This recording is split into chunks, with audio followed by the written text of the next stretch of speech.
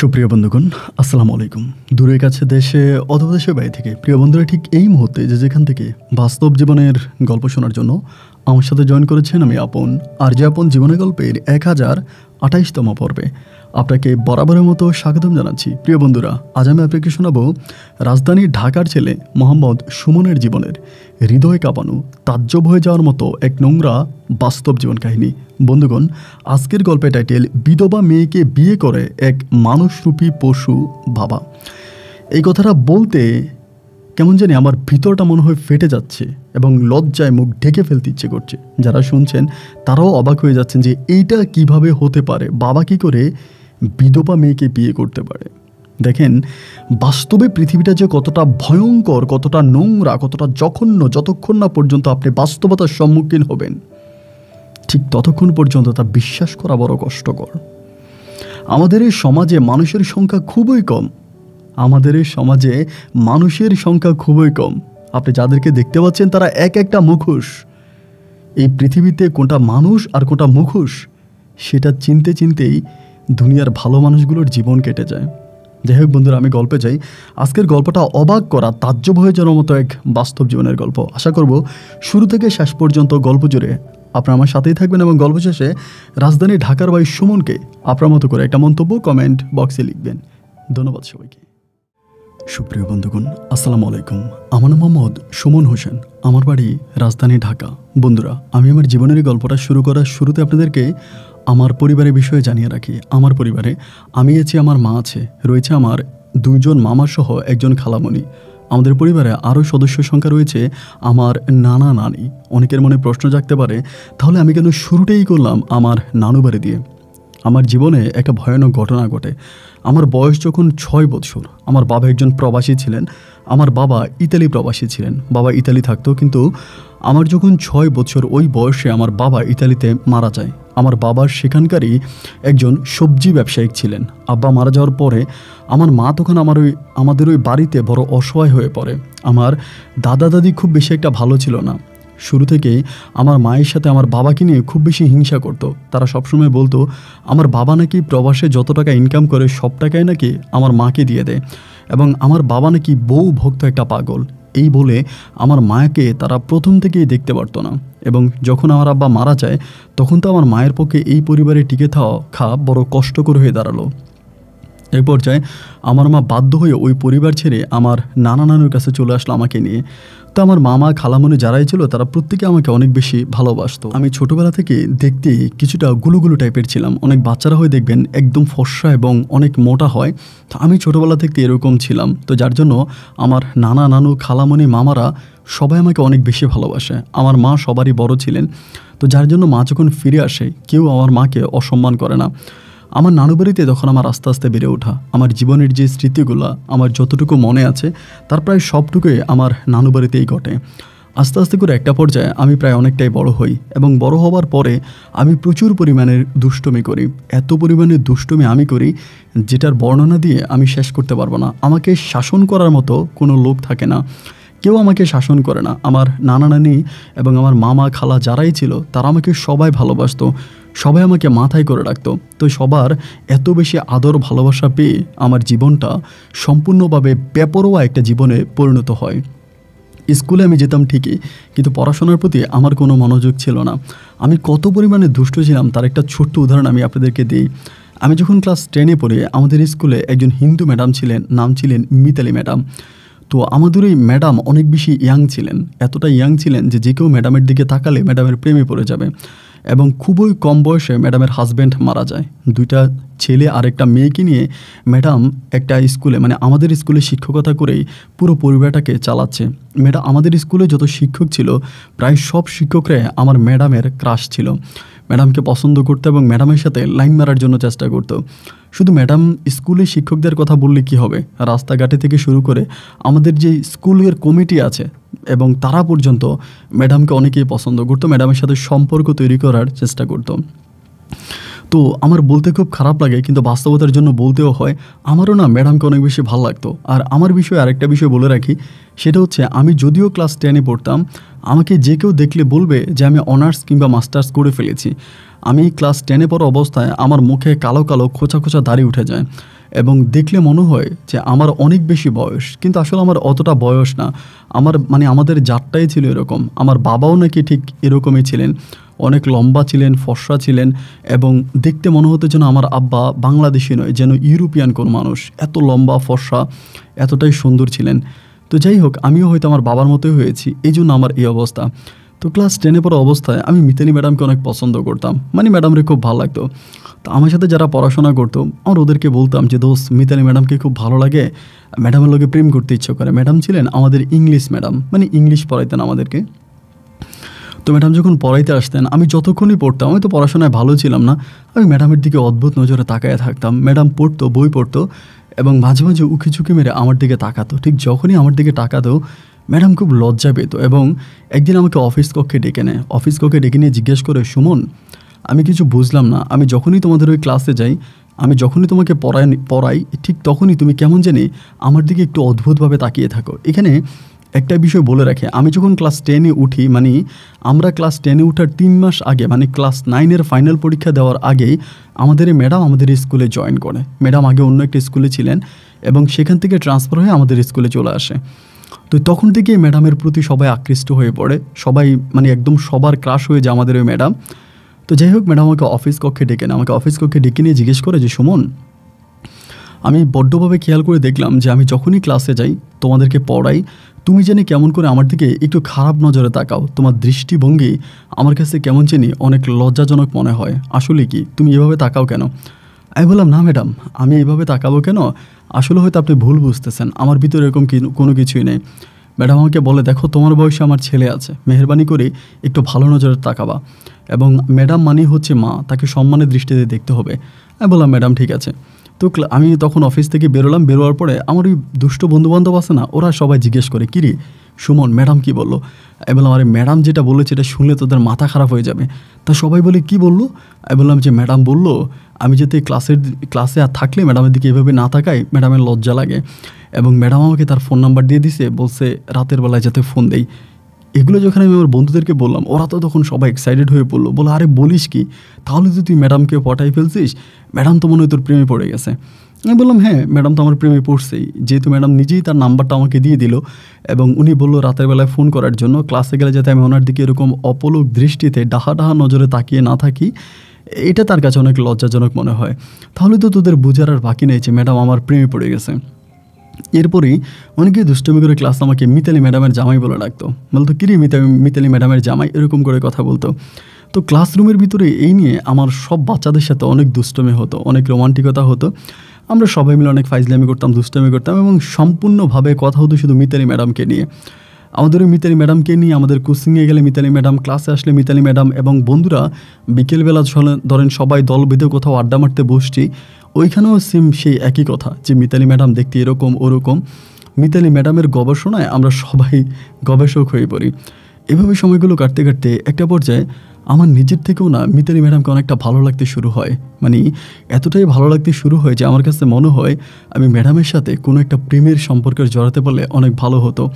ম্যাডামের যদিও একটু বয়স হয়েছে, কিন্তু এখনও যদি 3 পিস পরে ম্যাডামকে অস্থির সুন্দর লাগে এবং তাকিয়ে থাকতে ইচ্ছে করে। নিজের ভিতরে এক অন্য রকমের স্বপ্নের অনুভূতি জেগে ওঠে। একটা পর্যায়ে আমি চিন্তা করলাম যে আমি ম্যাডামের সাথে প্রেম করব, এবং সেখানে আমি একদিন ম্যাডামের ফোন নাম্বারটাও নিয়ে নিই, মানে অন্যদের কাছ থেকে ম্যাডামের ফোন নাম্বারটা যেভাবে হোক ম্যানেজ করি। এবং ম্যানেজ করার পরে ম্যাডামের সাথে কীভাবে কথা বলবো নিজের মাঝে অনেকটা ভয় কাজ করে। একদিন রাত্র প্রায় ওই সময় কিন্তু আমি মোবাইল চালাইতাম, মানে আমাদের ক্লাসমেট কারো কাছেই মোবাইল ছিল না, শুধুমাত্র আমার কাছে মোবাইল ফোন ছিল। ওই সময় মোবাইল ফোনটা অনেক রিয়ার্ড একটা বিষয় ছিল। এখন যেরকম হাতে হাতে মোবাইল অ্যাভেলেবেল, মোবাইলটা তো সস্তা ছিল না, একটু দামিয়ে ছিল, কিন্তু সেই মুহূর্তে আমি মোবাইল চালাই, কারণ আমার মার কাছে আমি যেটা চেতাম মা আমাকে সেটাই দিত, আমাকে কোনো কিছুর অভাব দিত না। তো তখন হলো কি যে আমি ম্যাডামের সাথে একদিন ম্যাডামকে আমি ম্যাডামের নাম্বারে মিস কল দিই। রাত তখন 11টা বাজে, 11টা থেকে 11:30 মধ্যে মিস কল দিলে পরে ম্যাডাম তখন করে কি রাত 1টা বাজে কলটা ব্যাক করে। আমি তখন গেমস খেলতেছিলাম মোবাইলে। 1টার দিকে ম্যাডাম যখন কলটা ব্যাক করে, আমাকে প্রথমে একটা কল দিল, আমি রিসিভ করলাম না। সেকেন্ডলি আরেকটা কল দিলাম, তাও রিসিভ করলাম না। থার্ড কলটা দেওয়ার পরে চিন্তা করলাম রিসিভ করে দেখি কি বলে, এবং আমি ফোনটা রিসিভ করার সাথে সাথে ম্যাডাম তার মিষ্টি কণ্ঠে যখন হ্যালো বলে উঠলো, আমার কাছে মনে হয় কেউ একজন আমাকে একটা বরফের সাগরে ফেলে দিয়েছে। আমার পুরোটা শরীরই গ্রীষ্মের গরমে ঠান্ডা হয়ে গেল। মুহূর্তের মধ্যে আমার কাছে মনে হলো আমি অন্য কোনো রাজ্যে হারিয়ে গেছি। চোখটা বন্ধ করে এক স্বপ্নের রাজ্যে আমি হারিয়ে গেলাম। ম্যাডাম বারবার আমাকে বলতেছে, হ্যালো হ্যালো, কে বলছেন, কে? আমি তখন আমার কণ্ঠটাকে একটু মোটা করে বললাম যে, ম্যাডাম কেমন আছেন, আমার নাম সুমন্ত। ম্যাডাম তখন বলতেছে, আপনি কাকে কল দিয়েছেন? আমি বললাম যে আমি তো আসলে কাউকে কল দিই না, আমার মনটা অনেক খারাপ ছিল, এই জন্য নাম্বার বানিয়ে সানিয়ে এমনি সামনে কল দিয়েছি। তো আমার ওয়াইফের নাম্বারের সাথে মিল করে এই নাম্বারটাকে তো আমি কল দিয়েছি। পরে আমাকে বলে, আপনার ওয়াইফ থাকার পরও আপনি আমাকে কেন কল দিয়েছেন? আমি বললাম, আমার ওয়াইফের নাম্বারটার একটু এলোমেলো করে কল দিলাম, দেখলাম আপনি রিসিভ করলেন। আপনার নাম কি? বলে, আমার নাম মিতালি। আমি বললাম, বাহ, আমার ওয়াইফের নামের সাথেও না আপনার অনেক সুন্দর মিল আছে। বলে, আপনার ওয়াইফের নাম কী ছিল? আমি বললাম, আমার ওয়াইফের নাম ছিল সোনালি। বলতেছে, বাহ, তাহলে তো খুবই ভালো, আপনি কোথায় থাকেন? আমি বললাম, আমি থাকি চিটংয়ে। বলে, চিটংয়ে? তো আমার নাম্বারটা আসলে আপনাকে কে দিয়েছে, একটু সত্যি করে বলেন। আমি বললাম, না না, সত্যি করে বলবো কি, আসলে আমার ওয়াইফের নাম্বারটা এরকম, তো আমার ওয়াইফের নাম্বারটার কয়েকটা নাম্বার এদিক সেদিক করে আমি কল দিলাম, আপনি কলটা ধরে বসলেন। তা মিতালি ম্যাডাম আমাকে তখন বলতেছে, আপনার ওয়াইফ কই? আপনার ওয়াইফ কি নাই? এত রাতের বেলা আপনি আমার সাথে কথা বলছেন, কিছু বলবে না?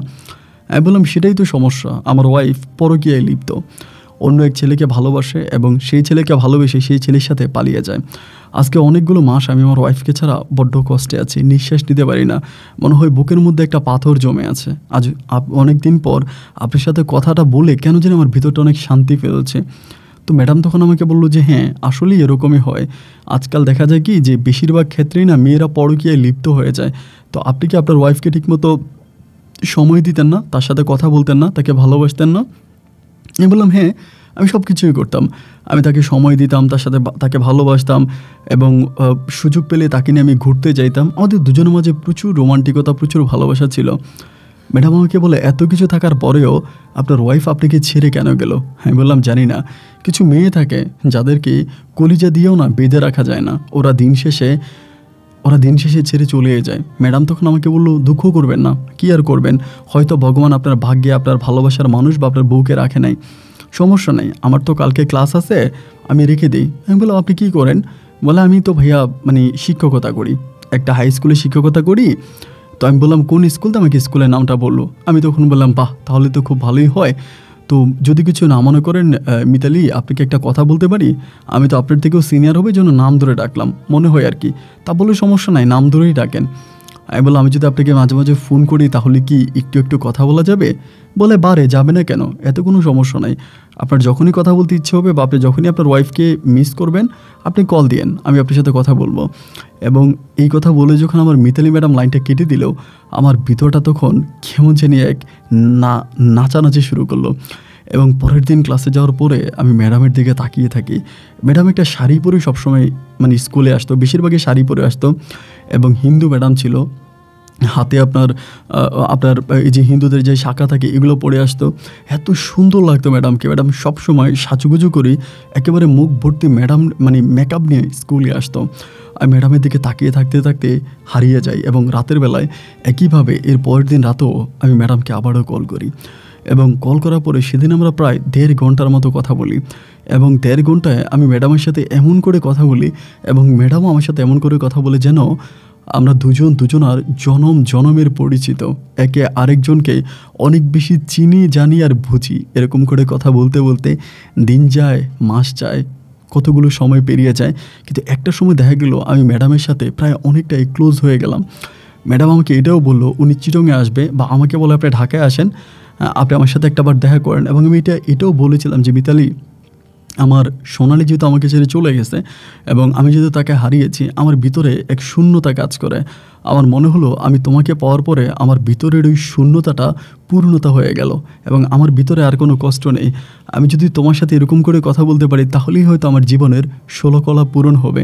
ও আমাকে বললো, ঠিক আছে, তাহলে একদিন ঢাকায় চলে আসেন, আমাকে দেখেন, আমরা একটু বসে কোথাও রেস্টুরেন্টে চা কফি খাই, কথাবার্তা বলি। আমি বললাম, অবশ্যই যাবো না কেন। 1 দিন 2 দিন 3 দিন এরকম অজুহাত দেখিয়ে দেখিয়ে আমি ম্যাডামের সাথে কথাবার্তা কন্টিনিউয়াসলি বলতাম।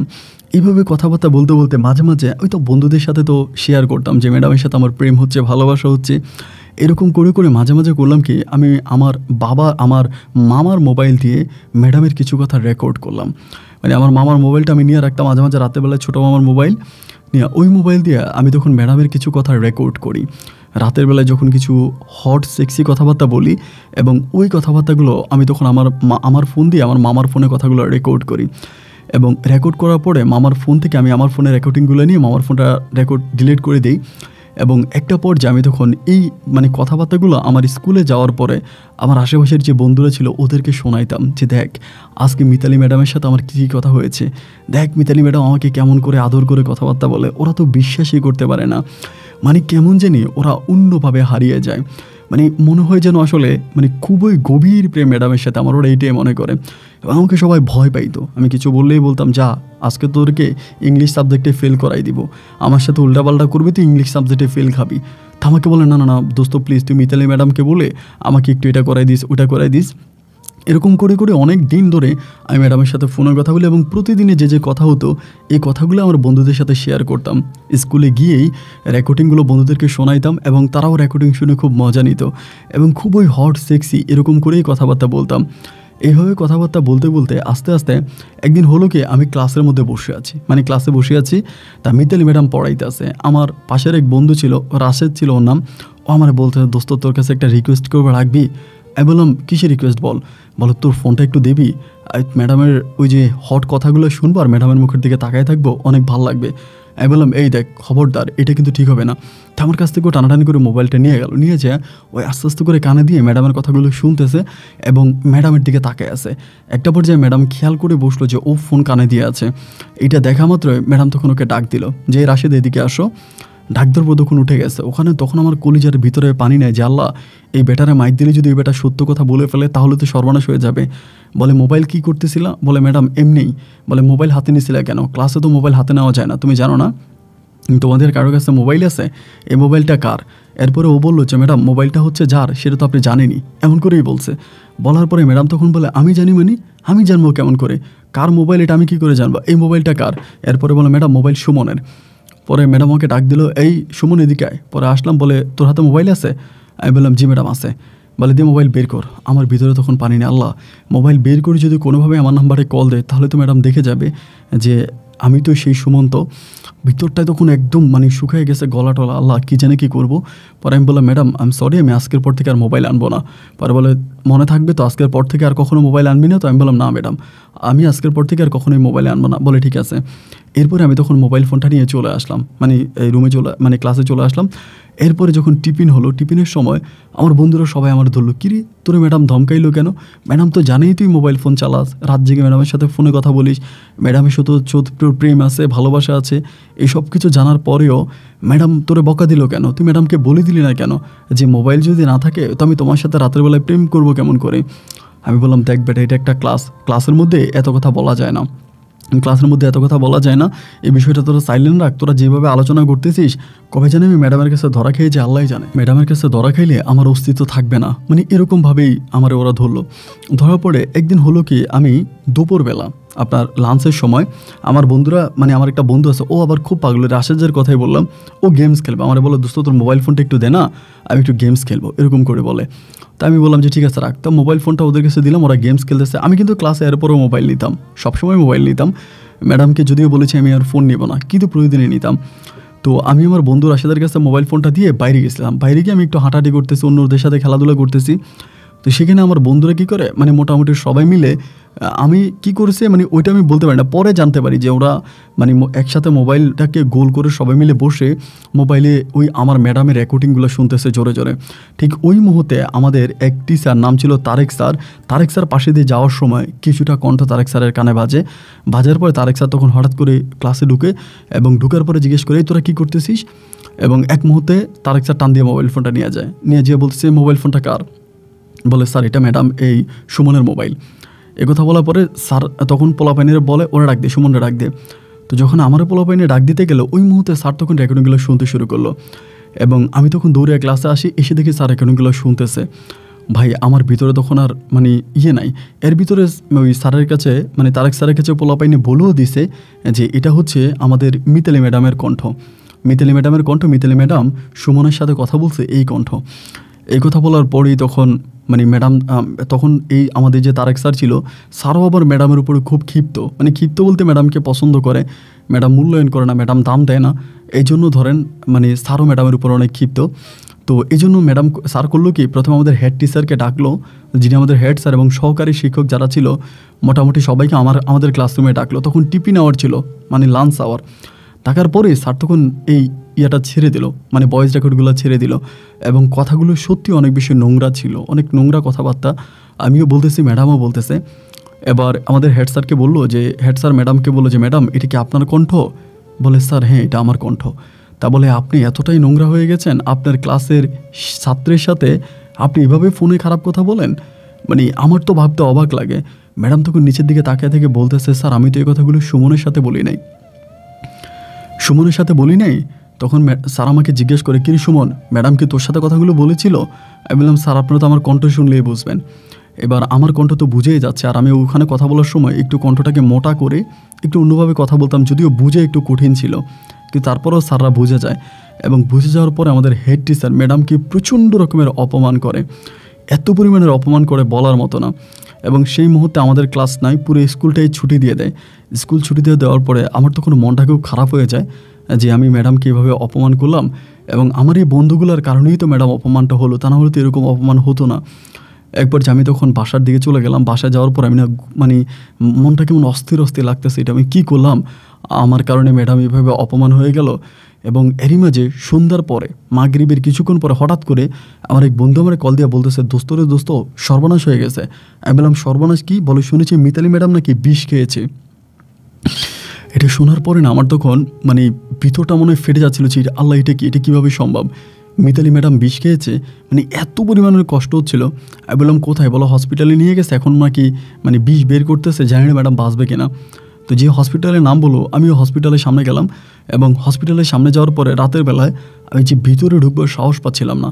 ম্যাডামের ছেলে মেয়েরা থেকে শুরু করে ম্যাডামের আত্মীয় স্বজন অথবা আমাদের স্কুলের হেড টিচার ওই সময় নাকি হসপিটালে ছিল, আমি বাইরে থেকে এটা খবর পেয়েছি। বাট ভিতরে যে ঢুকবো এরকমভাবে মানে নিজের ভিতরে সাহস আসতেছে না যে আমি ভিতরে ঢুকবো এবং ম্যাডামকে দেখবো, মানে কি করব আসলে বুঝতে পারতেছিলাম না। এবং ওই দিনও ম্যাডাম হসপিটালে ছিল ওই রাতে, কিন্তু আলহামদুলিল্লাহ ম্যাডাম সুস্থ হয়ে গেছে। পরের দিন আমি স্কুলে যাবো কি যাবো না চিন্তা করতেছি, তারপরেও ভয় স্কুলে গেলাম। স্কুলে যাওয়ার পরে আমি ক্লাস করতেছি, এবং ক্লাস থেকে দপ্তরে যে ছিল সে আমাদের ক্লাস শুরু হলো এমন টাইমে আমাকে ডাকলো যে, সুমন তোমাকে হেড স্যার অফিস রুমে ডাকতেছে। তো এটা বলার পরে সামনে কিন্তু আমাদের এসএসসি পরীক্ষা, এসএসসির প্রিপারেশন চলতেছে। আমি তখন ক্লাসে মানে অফিস রুমে গেলাম। অফিসে যাওয়ার পরে স্যার আমাকে জিজ্ঞেস করে যে, সুমন তোমার বাড়িতে কে কে আছে? আমি বললাম, স্যার আমার মা আছে আর আমার মামা আছে। তা বলে, তুমি যাও দপ্তরিকে সাথে নিয়ে যাও, তোমার আব্বা আর তোমার মা আর তোমার মামাকে নিয়ে আসো। তো আমি বললাম যে, স্যার কেন? বলে, যেটা বলছি সেটাই করো। পরে দপ্তরিকে নিয়ে আমি বাড়িতে গেছি, বাসায় গেছি, মানে আমার তো কলিজায় পানি নেই যে আল্লাহ আজকে তো আমি শেষ, এবং আজকে যে কী হবে তা তো বলার মতন। আমার আম্মা যদি এটা জানতে পারে তা আম্মা তো খুবই রাগে, আমাকে মেরেই ফেলবে। পরে যাই দেখলাম মামা বাসায় নেই, আমার মা বাসায় আছে। পরে মা আর নানাবাইকে তখন আমি নিয়ে আসছি সাথে করে স্কুলে। আসার পরে আমাদের হেড স্যার পুরো ঘটনাটাই আমার নানাবাই আর মায়ের কাছে খুলে বলল যে, আপনার দুষ্ট ছেলে এই কাজ করেছে, ম্যাডামের সাথে এরকম রং নাম্বারে কথা বলেছে, ম্যাডাম বুঝতে পারেনি, এবং ম্যাডামের কথাবার্তাগুলো রেকর্ড করেছে এবং করার পরে বাইরের লোকদেরকে এভাবেই শুনিয়েছে, এবং পাবলিকলি এটা এখন সবাই জেনে গেছে ম্যাডাম সহ্য করতে না পেরে ম্যাডাম বিষ খেয়েছে। তো এটা আসলে খুবই কষ্টকর একটা বিষয়, এবং আমি আসলে কি করব, আমি আপনার সন্তানের গায়ে হাতও তুলতে পারতেছি না, বা হাত তুলি নাই, যে এমন একটা নোংরা ছেলেকে যে আমি মারবো সেটাও না আমার রুচিতে বাড়তেছে। এই জন্য আমি আপনাদেরকে ডাকলাম, এবং আপনার সন্তানকে আমি টিসি দিয়ে আমার স্কুল থেকে বের করে দিলাম। আপনি আপনার সন্তানকে নিয়ে চলে যান। পরে ক্লাস 10-এ পড়া অবস্থায় আমাকে স্কুল থেকে টিসি দিয়ে বের করে দেওয়া হয়। আমি স্কুল থেকে তখন বেরিয়ে গেলাম, এবং বেরিয়ে যাওয়ার পরে আমার মামারা বিষয়টা জানতে পারছে। মামার তখন কেউই বিয়ে করে নাই, সবাই তখন খুব রাগারাগি করতেছে যে সুমন এত পরিমাণের বেয়াদব কী করে হলো, যে শিক্ষকের কাছে পড়াশোনা করতো সেই শিক্ষকের সাথে এই ধরনের কাজ, ও তো আসলে খুব খারাপ। আমার নানা নানি মানে সবাই আমাকে যারা প্রচুর পরিমাণের ভালোবাসতো আদর করতো তারা প্রত্যেকেই আমাকে নিয়ে বাজে চিন্তাভাবনা করতেছে, বাজে কথাবার্তা বলতেছে, এবং নানুমণি বলতেছে যে আমার অবাক লাগতেছে যে তুই আমার নাতি, তুই আমার মেয়ের ছেলে, এটা আমি বিশ্বাস করতে পারি না, তুই এতটা নোংরা। আমাদের বংশের মধ্যে আমাদের ইতিহাসে এরকম কোনো ঘটনা কোনো ছেলে ঘটাই নাই যে কিনা তার নিজের শিক্ষিকার সাথে এই ধরনের কাজ করেছে। একেবারে অপমানে অপদস্থ হয়ে তখন ঘরের মধ্যে বসে থাকি। এভাবে এসএসসি পরীক্ষা আসে। এসএসসি পরীক্ষার আগ মুহূর্তে সবাই পরীক্ষা দিবে। আমার তো অনেক স্বপ্ন ছিল আমি পরীক্ষা দিব, কিন্তু আমি তো আর পরীক্ষা দিতে পারলাম না। সবাই পরীক্ষা দিতে গেল, আমার আম্মা তখন বাসায় খুব কান্নাকাটি করে, প্রচণ্ড কান্নাকাটি করে, জি এরকম মানে অপদার্থ, এরকম বেয়াদব সন্তান আমি পেটে নিছি, এরকম বেয়াদব সন্তান পেটে নেওয়ার কারণে আজকে সবাই পরীক্ষা দিচ্ছে, এসএসসি পরীক্ষা দিচ্ছে, আমি আমার পড়াশোনা বন্ধ করে টিসি নিয়ে ঘরে বসে আছি। তো কান্নাকাটি করলাম এবং সবাই এসএসসি পরীক্ষা টরীক্ষা দেওয়ার পরে প্রায় 4 মাসের মতো আমি ঘরবন্দি থাকি। 4 মাস আমি ঘরের বাইরে যাইতাম না, ঘরের মধ্যেই বসে কান্নাকাটি করতাম, ঘরেই থাকতাম। এবং আম্মা পরিশেষে আমার বড় যে মামা ছিল, মানে আমার আম্মার ছোট যে ভাই ছিল, আমার মামার তখন আমাদের এলাকাতে মুদি দোকান ছিল, এলাকাতে বলতে আমাদের বাসা থেকে মোটামুটি অনেক দূরেই, ওখানে মুদি দোকান ছিল। তো আমার মা বলল, জি সুমন তো এভাবে ঘরে থাকতে থাকতে মনে হয় এক গরুয়া হয়ে গেছে, অন্যায় যা করার তা তো করছেই, এখনই অন্যায়টাকে টেনে হেঁচড়ে ধরে এটাকে সামনের দিকে বাড়াইয়া তো আর লাভ নাই, যা হবার তা তো হয়েই গেছে। একটা কাজ কর, তুই সুমনরে তোর সাথে নিয়ে যা, তোর দোকানে নিয়ে যা, এবং তোর দোকানে নিয়ে গিয়ে ওর একটু দোকানে বসাই দে। আমার মামা বলতেছে যে না আপা, আমি ওর দোকানে নিতে পারবো না, কারণ ও সিগারেট খায় এবং ও বিভিন্ন ধরনের নেশা করে। আমার কাছে এই ধরনের খবর আসছে। আসলে কিন্তু আমি সিগারেট খাইতাম এবং অন্য অন্য নেশাগুলো করতাম, প্রায় অনেক নেশাই করতাম। তো আমার মামা বলতেছে যে ওরে আমি দোকানে নিয়ে যাব, দেখা যায় 2 দিন আমার দোকানও লাটে উঠিয়ে দিবে, ওরে দোকানে নেওয়া যাবে না, আপনি ওরা আপনার সাথে রাখেন, রেখে দেখেন কোনো কিছু করতে পারেন কি না, এবং ওরে কোনোভাবেই দোকানে নেওয়া যাবে না, আমি ওকে নিতে পারবো না। মামা ডিরেক্টলি তখন এইভাবে আম্মাকে বলে দেয়। আমি তখন খুব মন খারাপ করে বলো, ওর তো বাবা নাই, এই জন্য তোরা কেউ ওরে দাম দিবি না, ওরে মূল্যায়ন করবি না, ওর যেহেতু বাবা নাই তাইলে ও এই পৃথিবীতে পুরো অপদার্থ, মানে অবহেলিত, তাই তো। মা তখন খুব কান্নাকাটি করে এবং মামার সাথে অনেক মানে মন খারাপ করে। তো দেখা গেল ওই দিন রাতেই প্রায় 10টার দিকে মামা তখন আমার রুমে যায়। রুমে গিয়ে আমাকে খুব বোঝায় যে দেখ বাবা, তোর বাবা মারা যাওয়ার পর থেকে তোর মায়ের উপর অনেক অত্যাচার হয়েছে, অনেক অবিচার হয়েছে, তোর মা অনেক অত্যাচার অবিচার সহ্য করে আমাদের বাড়িতে এসেছে, এবং আমাদের বাড়িতে আসার পর, আমাদের বাসা আসার পরে সেখানেও সে অনেক কষ্ট পেয়েছে। শুধু তোর মুখের দিকে তাকিয়ে তোর আম্মার বিয়েও বসে নাই, বল অন্য কোথাও যদি বিয়ে বসে তাহলে তোর জীবনটা নষ্ট হয়ে যাবে, তোর লাইফটা ভালো থাকবে না। এবং তোর কথা চিন্তা করে তোর মা এত কম বয়সেই স্বামীকে হারিয়ে বিয়ে শাদিও না করে তোকে বুকে নিয়ে তোকে বড় করেছে। এখন তুই যদি এরকমটা করিস তাহলে কী করে হয়? তো তোর আম্মু বলছে তোকে আমার দোকানে নিয়ে যাওয়ার জন্য, তা আমি তোকে দোকানে নিয়ে যাবো, তুই কি বসবি না আমার দোকানেও গেলে এরকম করবি? আমি তখন মানে অনেকটাই সংশয়িত হয়ে গেছে, বলছি মামা না, আমি আর এরকমটা করবো না, আমি আপনার দোকানে গেলে আমি ঠিকমতো আপনার দোকান সামলায় রাখবো, আপনি আমাকে বিশ্বাস করেন। তো মামা তখন বললো ঠিক আছে, যদি সব কিছু ঠিক থাকে তাহলে আগামী দিন সকালবেলা আমি তোর দোকানে নিয়ে যাব, তুই দোকানে যাবি, কিন্তু মামা কোনো রকমের দুষ্টামি ফাইজলামি শয়তানি চলবে না। না মামা, আমি কিছুই করবো না, আমি দোকানে যাব, আপনি কোনো টেনশন করবেন না। এরপরে আমি তখন আমার মামার সাথে দোকানে গেলাম, এবং দোকানে যাওয়ার পরে মামা তখন তার দোকানের যে কাজকর্মগুলো ছিল এগুলো আমাকে সব বুঝিয়ে দিল, কীভাবে কাজ করতে হবে, মাল প্রোডাকশন কীভাবে মাল সেল দিতে হবে, এবং গাড়ি থেকে বা কোম্পানির লোক আসলে কোম্পানির লোকের সাথে কীরকম ব্যবহার করতে হবে, ওদের কাছ থেকে মাল কীভাবে রিসিভ করতে হবে থেকে শুরু করে মামা আমাকে সব কিছু ঠিক সুন্দরভাবে সব কিছু বুঝিয়ে দিল। এরপর দেখা যেত যে দোকানটা বেশিরভাগ সময় আমিই চালাইতাম। তো আমার সাথে যারা পড়াশোনা করতো, এরপর আবার মিতালি ম্যাডাম আমাদের এই স্কুল থেকে টিসি নিয়ে মানে ট্রান্সফার হয়ে চলে যায়, ম্যাডাম অন্য স্কুলে চলে যায়। এই ঘটনার পরে আর কি বিষ খায়, এবং বিষ খাওয়ার পরে ম্যাডাম আর কখনই স্কুলে যায় না, ম্যাডাম তার স্কুল পরিবর্তন করে নতুন একটা স্কুলে জয়েন করে, ওটুকুন আমি জানি। কিন্তু আমার তো এলাকার অনেক বন্ধুবান্ধব ছিল, তো ওরা যখন আমার দোকান ছিল বেশিরভাগ সবাই এসে আমার দোকানের সামনে আড্ডা মারতো। তো দোকানের সামনে আড্ডা মারতো, আপনার জুস ছিল বা পানি ছিল অথবা বিভিন্ন ধরনের কোল্ড ড্রিঙ্কস ছিল, এগুলো খাইতো, কেক টেক খাইতো। তা বন্ধুরা সবাই মিলে আড্ডা মারতো আমার দোকানের সামনে, এবং এসে বলতো দোস্ত তুই তো এরকম একটা ঘটনা ঘটাই দিলি। তো সবাই আমার সাথে খুব ভালো হয়ে যায়। একটা পর্যায়ে স্কুলের ছেলে মেয়ে বন্ধুবান্ধব যারা আছে, তখন অনেকে এসএসসি ফেল করেছে, যারা ফেল করেছে তারা পড়াশোনা বন্ধ, এবং যারা পাস করেছে তারা ভালো ভালো কলেজে ভর্তি হয়েছে, ভালো ভালো ইউনিভার্সিটিতে মানে কলেজে পড়াশোনা করতেছে। তো সবাই তখন সবার মতো চলতেছে। আমি তখন দোকানদারি করতেছি, মামার দোকান সামলাইতেছি, মামার দোকান দেখাশোনা করতেছি, মানে অতটুকুই আমার কাজ, এছাড়া আর কিছুই নেই। এইভাবে সময়গুলো দিন রাতগুলো কাটতে কাটতে একটা পর্যায়ে দেখা গেলো আমার দোকানে মানে পুরো দোকানটাই তখন আমার ফুল আন্ডারে চলে আসে। মানে মাল কেনা থেকে তুই শুরু করে মাল সেল দেওয়া থেকে শুরু করে একদম যাবতীয় যত দোকানের কাজ আছে সমস্ত কাজগুলো আমি তখন দেখাশোনা করি। মামা একদিন পর একদিন দোকানে আসে। এরকম করতে করতে এই আমাদের দোকানের একজোড়া কাস্টমার বলি, মানে একটা মেয়ে ছিল, নাম ছিল রিয়া, এবং তার মা, তারা দুজনেই বেশিরভাগ সময় আমার দোকানে আসতো। মানে তাদের বাসা ছিল আমার দোকানের পাশেই বাসা ছিল। তো আমার দোকানে বেশিরভাগ আসতো, আসার থেকে আমার দোকানের কাছ থেকে তারা মাল টাল এটা সেটা অনেক কিছুই কিনতো, আমার দোকান থেকে কিনতো। তো আমার দোকান থেকে যে মাল কিন্তু রিয়া যে মেয়েটা ছিল, ওর বাবা কিন্তু আবার রাজনীতি করতো, মানে আমাদের এলাকাতেই প্রভাবশালী একজন রাজনীতি নেতা, এবং আমাদের ওয়ার্ডেরও তিনি একজন মানে ইয়েতে আছে, একটা পদে আছে, রাজনৈতিক পদে আছে।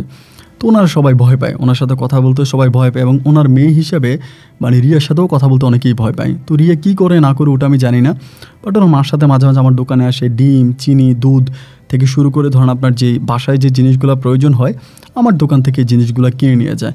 তো আমিও আমার মতো করে দিয়ে দিই, তারা কিনে নিয়ে যায়। তো খুব মানে ভালোভাবে সব কিছু চলতেছে, তেমন কোনো সমস্যা নাই। আমিও আমার জায়গা থেকে ঠিক আছি, ওরা ওদের জায়গা থেকে ঠিক আছে, সব কিছু ভালোভাবেই কাটতেছে। এভাবে দিন রাতগুলো পাস হতে থাকে এবং একটা পর্যায়ে রিয়ার আম্মুর সাথে আমার একটা ভালো সম্পর্ক হয়। ভালো সম্পর্ক বলতে এরকম একটা সম্পর্ক, উনি বলে যে দেখো সুমন, আমি তো সবসময় আসতে পারি না, মাঝে মাঝে ধরো আমাদের কাজের ছেলে আছে, ওনাদের বাসায় কাজের ছেলে আছে এবং ড্রাইভার আছে, তো বলে মাঝে মাঝে আমি ড্রাইভারকে বা কাজের ছেলেকে পাঠাই দিব, তো তুমি কি কি মালামাল দাও এগুলো তুমি লিস্টই করে রেখো, মানে বাকির খাতায় লিখে রাখো এবং আমি আসলে পরে দিয়ে যাব। এটা ম্যাডাম আমাকে বলতো, মানে রিয়ার আম্মু বলতো। তাই আমি বললাম যে আচ্ছা ঠিক আছে, সমস্যা নাই, আপনার কষ্ট করে আসার প্রয়োজন নাই, আপনার ড্রাইভারকে অথবা আপনাদের বাসায় যদি কোনো ছেলে থাকে তাদের পাঠাই দিয়েন, আমি মাল দিয়ে দিব। এরকম করে ম্যাডাম মাঝে মাঝে আমার দোকানে আসতো, মেয়েকে নিয়ে আসতো, অথবা ড্রাইভার আসতো, অথবা কাজের ছেলে আসতো, আমি ওদেরকে মাল পাঠাই দিতাম, লিস্টে নিতাম। এরকম করে মাসের পর মাস ম্যাডামের কাছ থেকে টাকা নিতাম। এইভাবে মাঝে মাঝে সম্পর্কটা সামনের দিকে যেতে যেতে ম্যাডামের যে একটা মেয়ে আছে রিয়ার সাথে আমার একটা ভালো একটা সম্পর্ক তৈরি হয়। ভালো সম্পর্ক বলতে বিষয়টা এরকম ছিল যে রিয়া সবসময় মাঝে মাঝে আমার দোকানে আসতো এবং এটা ওইটা কিনে নিত, আচার বা স্পেশালি কোনো কিছু লাগলেও আমাকে অর্ডার দিয়ে রাখতো যে আমার জন্য সুমন ভাইয়া এই জিনিসটা ম্যানেজ করে রাখবেন, আমি খাবো। তো আমি এই জিনিসটা ম্যানেজ করে রাখতাম। এভাবে চলাফেরা করতে করতে রিয়ার প্রতি আমার এক ধরনের একটা মায়া কাজ করতে শুরু করে, এক ধরনের একটা ভালোবাসা কাজ করতে শুরু করে। কিন্তু আমি বরাবরের মতো ভয় পাইতাম এটা ভেবে যে রিয়ার বাবা তো নর্মাল কোনো মানুষ না, তিনি আমাদের এলাকার অনেক বড় একজন রাজনীতি নেতা। এই বিষয়টা যদি কোনোভাবে রিয়ার বাবার কানে যায় বা তিনি যদি কোনোভাবে জানতে পারে যে তার মেয়ের সাথে আমার প্রেম ভালোবাসার কোনো সম্পর্ক চলতেছে, তো উনি তো আমাকে আস্থ রাখবে না এবং উনি হয়তো আমাদের দোকানটাও ভেঙে দিবে। এত পরিমাণে রাগী একজন মানুষ। তো ভাবলাম যে কী করা যায়, ওর সাথে আমি কথা বলতেও খুব ভয় পাইতাম। সিরিয়াসলি আমার মনের ভিতরে অনেকটা ভয় কাজ করতো। যাই হোক, এরপরেও কথাবার্তা বলতাম, ও কথাবার্তা বলতো, আমিও কথাবার্তা বলতাম।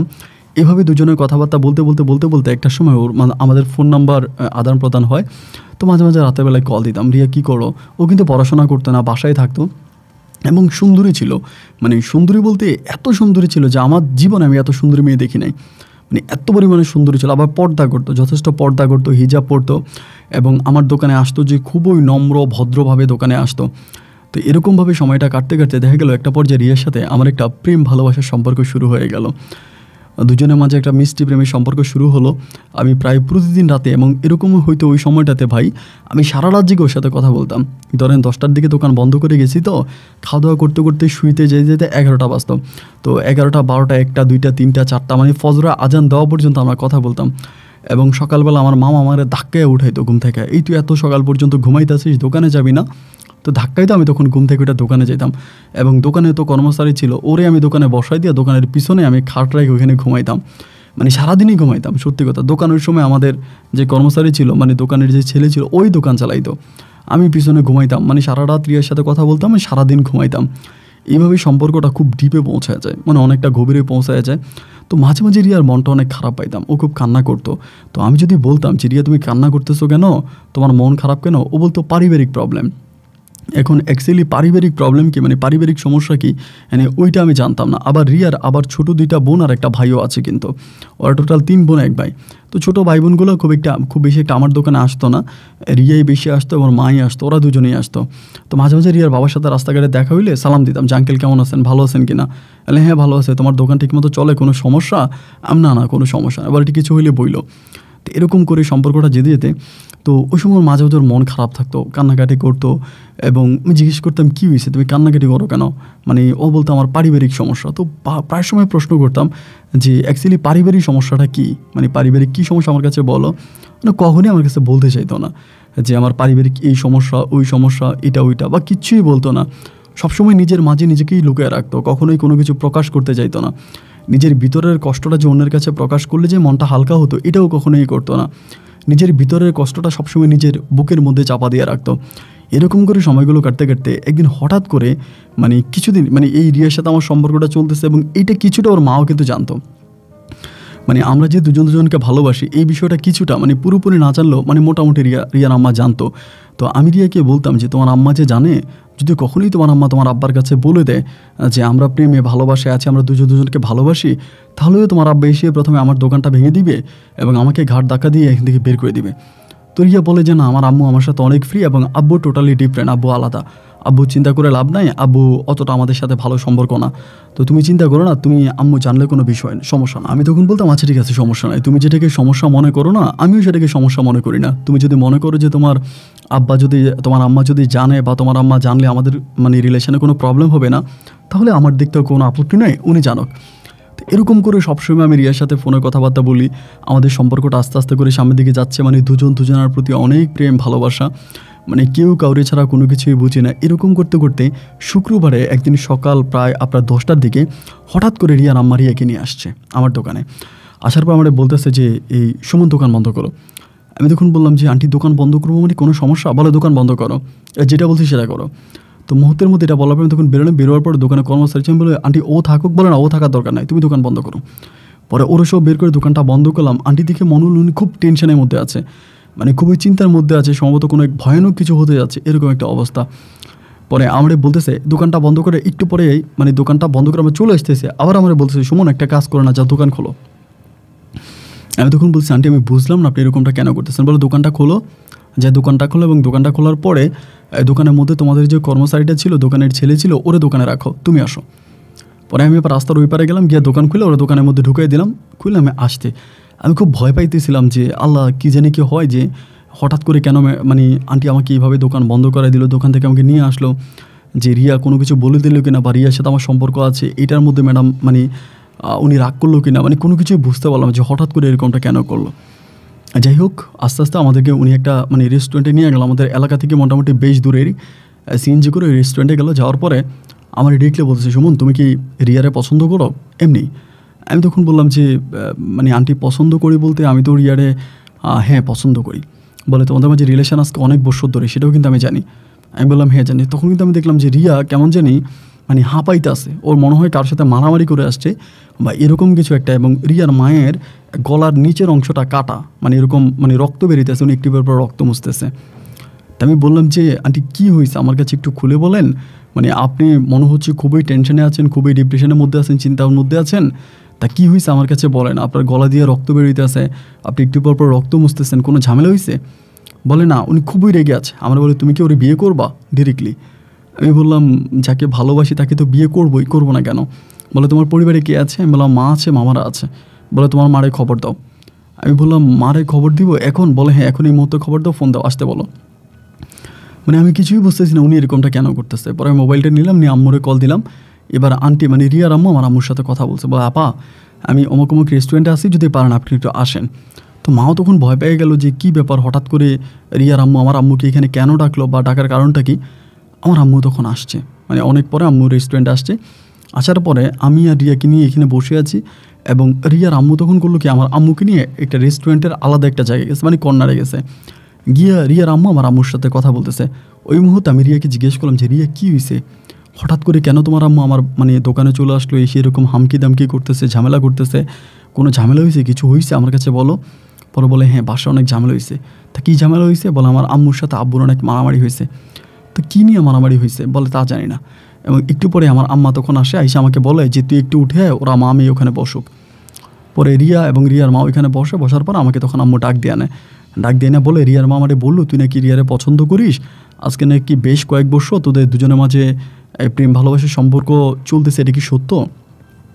আমি তখন নিজের দিকে তাকিয়ে আসি এবং তাকায় থেকে বলতেছি যে হ্যাঁ মা এটা সত্য। তা বলে তুই তো আমার কখনোই বলিস নাই যে এই মেয়ের সাথে তোর সম্পর্ক আছে বা এই মেয়েকে তুই ভালোবাসিস, এরকম কোনো কথা তুই আমার কোনো দিন বলিস নাই। আমি বললাম যে মা আসলে বলার মতো কোনো সময় হয়নি, তো আজকে হঠাৎ করে আন্টির কী হলো, কী সিচুয়েশন হলো যে আন্টি হঠাৎ করে এখানে চলে আসলো, এবং আসার পরে আন্টি আমাকে জোর করে রিয়াকে বিয়ে করাই দিতে চাচ্ছে। বলে তুই কি রিয়ারে বিয়ে করবি? আমার আম্মু বলে। আমি বলি এমনি তো ওরা ভালোবাসি, বিয়ে তো করবোই। বলে আচ্ছা ঠিক আছে করবি তো? আমি বললাম হ্যাঁ করবো। বলে কাজী অফিসে চল।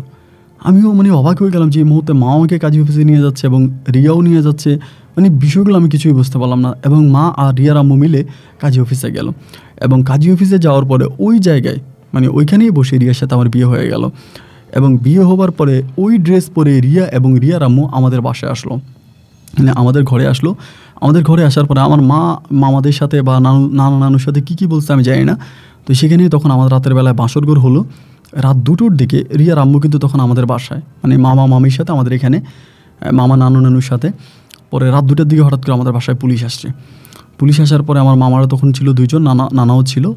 আমি দেখলাম যে জানালা দিয়ে মানে নিচে দেখলাম যে পুলিশ আমাদের গেট দিয়ে ঢুকতেছে এবং উপরে আসছে। আসার পরে আমি তো রিয়াকে নিয়ে বাসর ঘরে বসে আছি। বাসর ঘরের ভিতরে প্রচুর পরিমাণের হামকি দুমকি হচ্ছে, অনেক ঝামেলা হচ্ছে যে কী ব্যাপার, মানে খুব বেশি ঝামেলা হইতেছে এবং মনে হচ্ছে যে বাইরে ভাঙচুর হইতেছে, মানে কোনো কিছু ভাঙাভাঙি হইতেছে, এরকম একটা অবস্থা।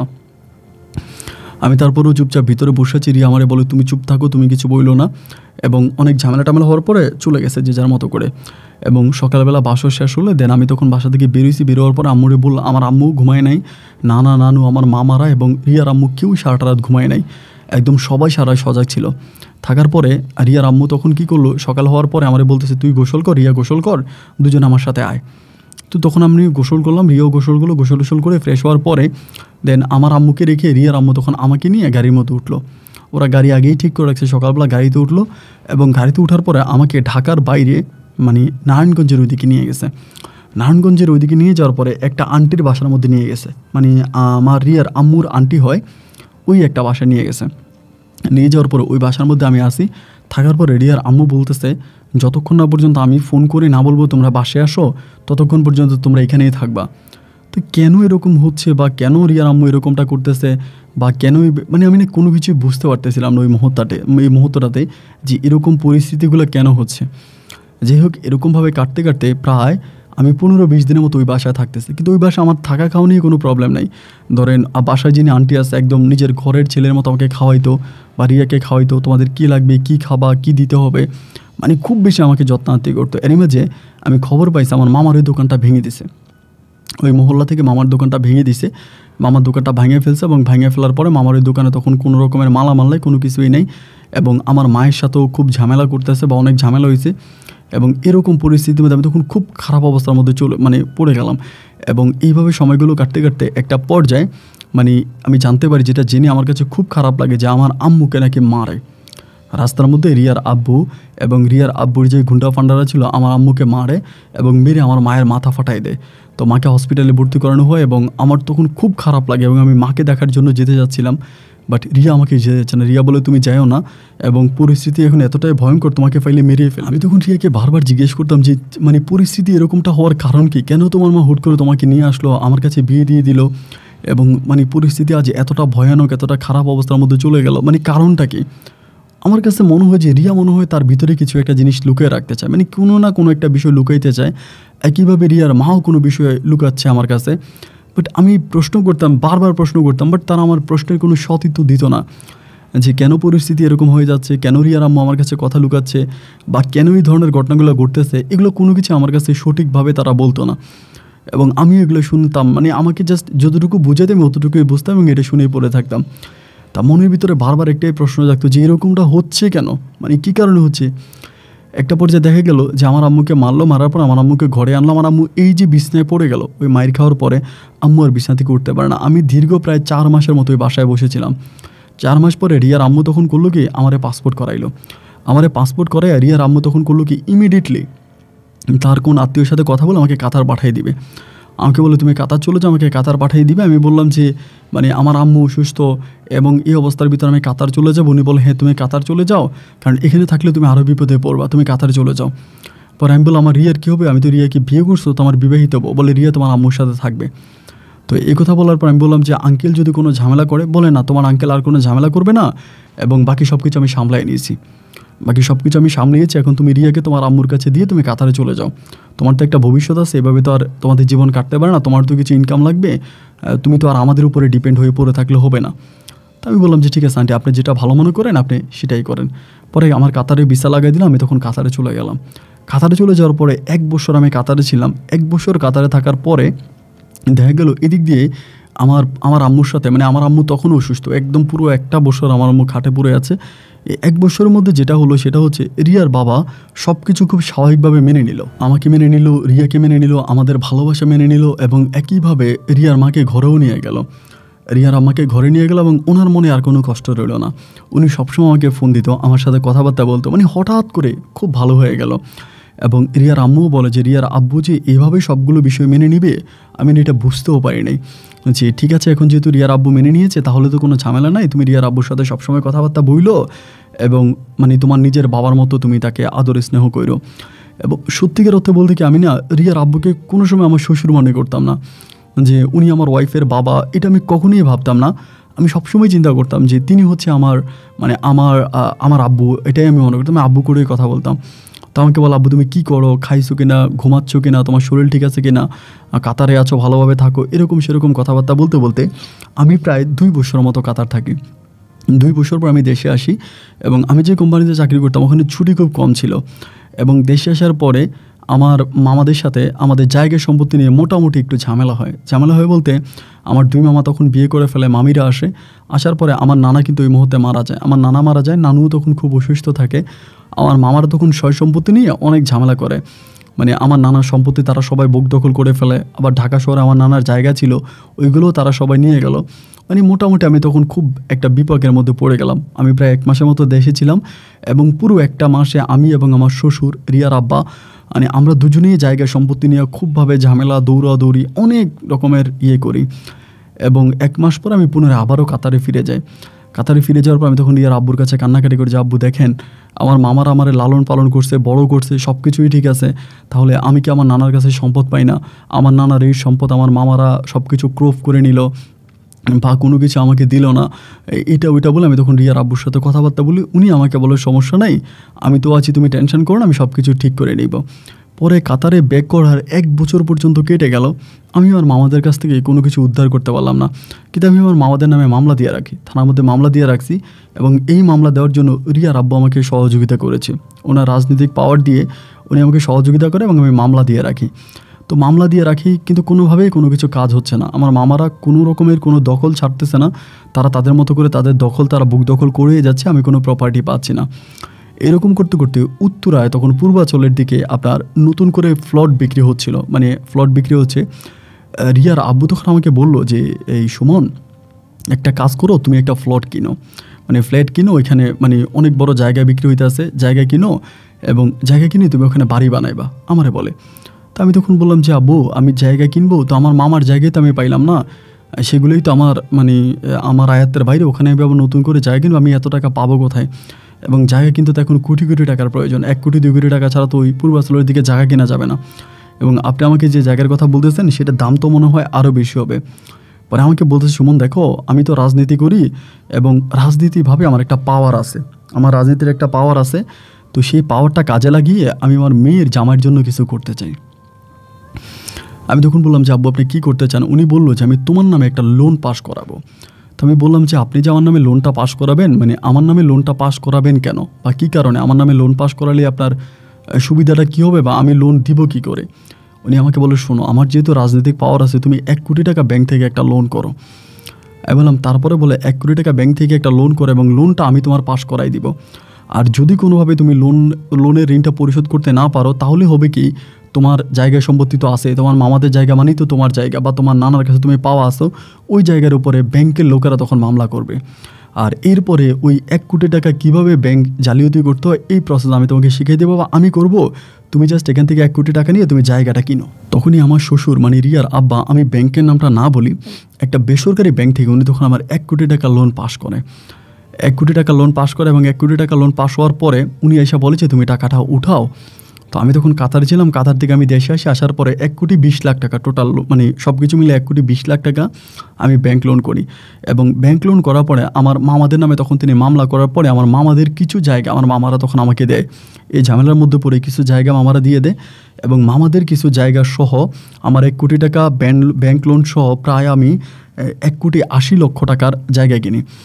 1 কোটি 80 লক্ষ টাকার জায়গা কিনি পূর্বাচলে, আমার নিজের নামে জায়গাটা কিনি এবং আমার শ্বশুর তিনি স্বয়ং থেকে আমার নামে দলিল সব কিছু করে দেয়। তো আমি যখন জায়গাটা কিনি এবং আমার বউ আর রিয়া আমাকে অনেকটা বিশ্বাস করে এবং এই সব বিষয় কিন্তু আমি রিয়ার সাথে আলোচনা করতাম না এবং রিয়ার আম্মুর সাথে আলোচনা করতাম না, তখন এই সব কিছু আমি আমার শ্বশুরের সাথে আলোচনা করতাম, তিনি যেটা বলতাম আমি সেটাই করতাম, মানে তার কথা বাইরে যেতাম না, উনি যেভাবে বলতো ওভাবে আমি সব কিছু দেখাশোনা করতাম, এভাবেই চালাইতাম। তো এরকম করে সময়গুলো কাটতেছে। তো এইরকমভাবে সময়গুলো কাটতে কাটতে তখন আমি জায়গাটা কিনে অন্য জায়গাটা কিনে পুনরায় আমি আবারও কাতারে চলে গেলাম। তো কাতারে চলে যাওয়ার পরে আমি কাতারে আসি, কাতারে ভালো অবস্থানের মধ্যে আছি। এদিক দিয়ে জায়গাটাকে যুগুলা চলতেছে এবং প্রতি মাসে মাসে ব্যাংক লোন দেওয়া লাগতেছে। এইভাবে আমার ব্যাংকের এই লোনটা করার প্রায় 7 মাস পরে হঠাৎ করে আমার শ্বশুর আমাকে বলতেছে যে, সুমন, আমাদের দলের অবস্থা ভালো না, যে কোনো সময় আমাদের দলের একটা পরিবর্তন ঘটতে পারে বা দলের উপর একটা মানে অ্যাকশন আসতে পারে। তো আমাদের দল হয়তো থাকবে না, মানে আমাদের দলটা হয়তো ভেঙে যাবে। তো তুমি একটা কাজ করো, আমি তোমাকে একটা বুদ্ধি শিখিয়ে দিই। তুমি যদি আমার এই বুদ্ধিটা অ্যাপ্লাই করো তাহলে তুমি যে ব্যাংক থেকে 1 কোটি টাকা ঋণ করেছো ওই ঋণটা মৌকুফ হয়ে যাবে। ওই 1 কোটি টাকা তোমাকে ব্যাংকে দেওয়া লাগবে না, তবে সেখানে তোমাকে একটা কৌশল অবলম্বন করতে হবে। আমি তখন বললাম যে, আব্বু, আমি কী কৌশল অবলম্বন করবো এবং কী কৌশল অবলম্বন করলে যে 1 কোটি টাকার ঋণ থেকে আমি মুক্তি পেয়ে যাব, আপনি আমাকে এটা কী বলতেছেন? খুব খেয়াল করে শুনবেন। তিনি আমাকে বলে যে, তুমি একটা কাজ করো, তুমি তো বেশিরভাগই হচ্ছে আরব সাগরে মাছ ধরো বা তোমার বীজ অনেক পছন্দ, বা তুমি আমি আবার অনেক সময় হতো কি যে আমি বিভিন্ন দেশে চলে যেতাম মানে মাছ ধরার জন্য। মাছ ধরার প্রতি আমার খুব নেশা ছিল। আমি বিশেষ করে ওমানে যাইতাম ওই সময়, কারণ আমি টাকা ইনকাম করতাম, কিন্তু কাতারে অনেক টাকা ইনকাম করতাম। তো বন্ধুবান্ধবের সাথে ওমান চলে যেতাম এবং ওমান আরব সাগরে আমি তো মাছ ধরতাম আর কি, ওইরকম একটা এরকমই ছিল। ওই তখন আমাকে বলে যে, আমি তোকে যে প্ল্যানিংটা শিখাই দিব, এই প্ল্যানিংটা শুধু তুমি আর আমি ছাড়া পৃথিবীর কেউ জানবে না। ইভেন তোমার ওয়াইফ আর আমার শাশুড়ি, তোমার শাশুড়ি বা তোমার মা অথবা তোমার আত্মীয় স্বজন কেউ জানবে না। আমি তখন বললাম, কী করতে হবে? উনি বলে, তুমি আরব সাগরে মাছ ধরতে যাবা এবং যাওয়ার সময় তোমার ওয়াইফকে একটা ভয়েস রেকর্ড দিবা। বলবা যে, রিয়া, আমি আরব সাগরে মাছ ধরতে যাচ্ছি, ওইখানে সম্ভবত ফোনের নেটওয়ার্ক থাকবে না, আমি সাগর থেকে মাছ ধরে এসে তোমার সাথে কথাবার্তা বলবো। এই কথা বলে তোমার ওয়াইফকে তুমি একটা ভয়েস রেকর্ড দিবা এবং ভয়েস রেকর্ড দেওয়ার পরে তুমি আরব সাগরে মাছ ধরতে যাবা এবং এরপর থেকে তোমার যত মোবাইলের যত ডিভাইস আছে, যত কিছু আছে, তুমি সব কিছু বন্ধ করে দিয়ে কাতারের বাইরের কোনো একটা দেশে তুমি 6 মাসের জন্য থেকে যাবা। আমি তখন বললাম, এতে কী হবে? উনি বলে, এতে যেটা হবে সেটা হবে, আমি হঠাৎ করে ব্যাংকের কাছে গিয়ে আমি অ্যাপ্লিকেশন করবো যে যার নামে লোন হয়েছে বা যিনি লোন নিয়েছে, তুমি সুমন মারা গেছো, তুমি সাগরে মাছ ধরতে গেছো এবং সাগরে মাছ ধরতে যাওয়ার পর তুমি মারা গেছো, এই কথা আমি সবাইকে বলে দিব, ব্যাংকের কর্মকর্তাদেরকে, এবং আমি এটা সবাইকে বলবো। বলার পরে দেন এরপরে ধরো আর কোনো ঝামেলা নেই, এরপরে যখন ব্যাংকের এই ঋণটা মৌকুফ হয়ে যাব, এরপরে আমি সিস্টেম করে তোমাকে আবার দেশে নিয়ে আসবো, এরপরে তুমি তোমার জায়গার উপরে বাড়ি টাড়ি বানাবা বা ডেভেলপ কোম্পানিকে দিয়ে দিবা। এভাবেই ব্যাংকের ঋণটা থেকে আমাদেরকে বাঁচতে হবে। আমি তখন বললাম, আমি আরব সাগরে মাছ ধরতে যাচ্ছি এবং সেখানে যাওয়ার পরে আমি হঠাৎ উধাও হয়ে যাব, তা আমার আম্মা তো মরে যাবে এবং আমার ওয়াইফের কী হবে? আমার শ্বশুর তখন আমাকে বলতেছে, সুমন, তুমি কি আমাকে বিশ্বাস করো? আমি বললাম, আব্বু, আপনাকে বিশ্বাস করবো না কেন? আমি তো আপনাকে অবশ্যই বিশ্বাস করি এবং আপনি যেটা করতে বলেন আমি তো সেটাই করি, আমি তো আপনার কথার বাইরে যাই না। উনি আমাকে বলে যে, তুমি যদি আমাকে বিশ্বাস করে থাকো এবং আমার দেখানো পথ দিয়ে তুমি চলো, তাহলে তোমার কোনো বিপদ হবে না, কোনো সমস্যা হবে না। তুমি আমার কথা শোনো, তুমি জাস্ট এখন ঠিক এই মুহূর্ত থেকে আমি তোমাকে যে দিনটা বলবো ওই দিনে তুমি চলে যাবা। আমি বললাম, আচ্ছা ঠিক আছে আব্বু, আমি অ্যাটলিস্ট আমার বউয়ের কাছে বলে যাই, রিয়ার কাছে বলে যাই, কারণ রিয়াকে না বললে তো রিয়া টেনশন করতে করতে মরে যাবে। উনি বলে, রিয়া আমার মেয়ে, তোমার আম্মা আমার বেআইন, আমি তোমার আম্মাকেও গোপনে সব কিছু বলবো, রিয়াকেও বলবো, ওদেরকে দেখাশোনার দায়িত্ব আমার, আপাতত তুমি কিছু বললো না, কারণ তুমি বলতে গেলে জিনিসটা ঝামেলা হয়ে যাবে, আমি তাদেরকে সামলায় রাখবো। আমি প্রথম দিকে তাদেরকে বলবো না, কিন্তু যদি দেখি পরিস্থিতি খুব খারাপ আমি তখন তাদেরকে বলবো, আর তাদেরকে না বলাটাই ভালো হবে। আমি তখন বললাম যে, কীভাবে ভালো হবে? উনি আমাকে বলে, আরে তোমার বউ কান্নাকাটি করবে, তোমার মা কান্নাকাটি করবে, তখনই তো ব্যাংকের যারা লোক আছে তারা বিশ্বাস করে ফেলবে যে হ্যাঁ আসলেই তুমি মারা গেছো। তো যদি তারা তো আর অভিনয় করতে পারবে না, তারা তো আর সিনেমার কোনো না অভিনেতা বা অভিনেত্রী না, তো তারা তো এগুলো করতে পারবে না। কিন্তু রিয়েলভাবে তুমি মারা গেছো যখন তারা হঠাৎ জানতে পারে, তারা কান্নাকাটি করবে এবং ওই কান্নাকাটির সময় ব্যাংকের লোকেরা দেখবে, প্রয়োজন আমি ভিডিও করে রাখবো, আমি এটা দিয়ে প্রুফ দিব যে তুমি মারা গেছো। আমি বললাম, আব্বু দেখেন, আমার আম্মা এমনিতে অসুস্থ, আমার আম্মার শারীরিক অবস্থা ভালো না, এখন আমি এই ধরনের সিনেমা বা নাটক করতে গেলে যদি আমি আমার আম্মুকে হারিয়ে ফেলি, তা আমার এই টাকা পয়সা দিয়ে কী হবে যদি আমার আম্মুই মারা যায়? উনি আমাকে বলে, কিছুই হবে না বাবা, আমি তোমাকে যেভাবে বলেছি তুমি সেভাবেই করো। তখন আমি চিন্তা করতেছি, আমার শ্বশুরের তখন আমি তো আমার শ্বশুরের ভক্ত, উনি যেটা বলতো আমি সেটাই করতাম বা ওনার কথার বাইরে আমি যেতাম না, সবসময় ওনার সাথেই কথাবার্তা বলতাম। এইভাবেই ঠিক একদিন আমি বললাম যে, আমি আমার বউ রিয়ারে হোয়াটসঅ্যাপে ভয়েস রেকর্ড দিলাম যে, রিয়া, আমি আরব সাগরে যাচ্ছি, ওমানে যাচ্ছি এবং আরব সাগরের মাঝখানে গেলে কিন্তু ফোনের নেটওয়ার্ক থাকে না, আমি তোমার সাথে কথা বলতে পারবো না, আমি মাছ ধরতে যাচ্ছি এবং মাছ ধরে এসে আমি তোমার সাথে কথা বলবো। ও তখন আমাকে নিষেধ করো, ও বলে, দরকার নাই, তুমি কেন মাছ ধরার জন্য এরকম আরব সাগরে যাও, মাছের প্রতি তোমার এত নেশা কেন? মানে আমার হঠাৎ করে আরবের দেশে যাওয়ার পর না এই মাছটার প্রতি খুব নেশা ঢুকে গেছে, মাছ ধরার প্রতি প্রচণ্ড নেশা। কিন্তু সত্যি আমি আরব সাগরে মাছ ধরার জন্য যাই এবং যাওয়ার পরে আমি ঠিক যেভাবে রিয়া বলে এভাবেই আমি তখন আমার ফোনের যত ডিভাইস ছিল আমি সব কিছু অফ করে ফেলি। এবং সব কিছু অফ করে ফেলার পরে আমি প্রায় 4 ঘন্টা পরে সাগর থেকে ফিরে এসে সর্বপ্রথম আমার শ্বশুরকে নক করি। আমার শ্বশুরকে নক করি এবং শ্বশুরকে আমি নক করে বলি, যাবো আমি তো আমার সব কিছু বন্ধ করে দিয়েছি। উনি বলে, সব কিছু বন্ধ করেছো আর কাউরে কোনো কল দেওয়ার দরকার নেই, শুধু আমারে কল দিবা, আমার সাথে কথা বলবা, আর আমি বাকি সব দেখতেছি। এরপরে আমি আর কাউরে কোনো কল দিলাম না। আমার শ্বশুরের কথা মতো আমি আর আমার মায়েরও কোনো কল দিলাম না, আমার শাশুড়িরও কোনো কল দিলাম না, মামা মামি বা যারা আছে কাউরই আর কোনো কল দিলাম না, শুধু মাঝে মাঝে আমার শ্বশুরের কল দেয়। আর কাতারেও ফিরে গেলাম না, আমি তখন ওমানেই থেকে গেলাম। ওই ওমানেই ভিসা প্রসেসিং করে ওইখানে থাকলাম। পরে আমি কল দিলাম, মানে আমার শ্বশুরের কল দিই যে, আব্বু আমার আম্মুর কী অবস্থা, আমার আম্মু ভালো আছে? বলে, হ্যাঁ তোমার আম্মু ভালো আছে, তুমি টেনশন করো না, তোমার আম্মুর শারীরিক অবস্থা ভালো আছে। এবং আমি বললাম আমার আম্মুর জন্য মন খারাপ লাগতেছে। উনি আমাকে বলে, তোমার আম্মু সম্পূর্ণ ঠিক আছে।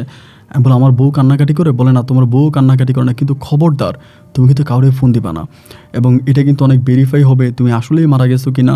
ব্যাংকের লোকেরা অনেকভাবে ভেরিফাই করবে, তখন দেখা যায় কি তুমি বিপদে পড়ে যাবা।